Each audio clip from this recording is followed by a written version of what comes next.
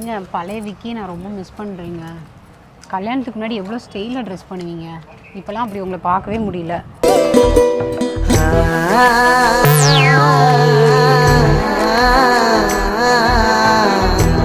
இப்போலாம் Loki pant போட்டால் கிண்டல் பண்ணுறாங்கம்மா நிறைய பேர். ஆமாம், என்னை லவ் பண்ணும்போது உங்கள் கொள்கை என்னது?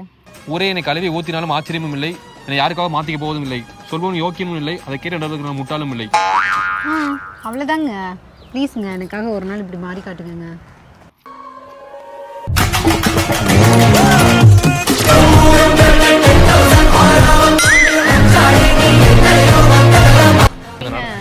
அந்த நட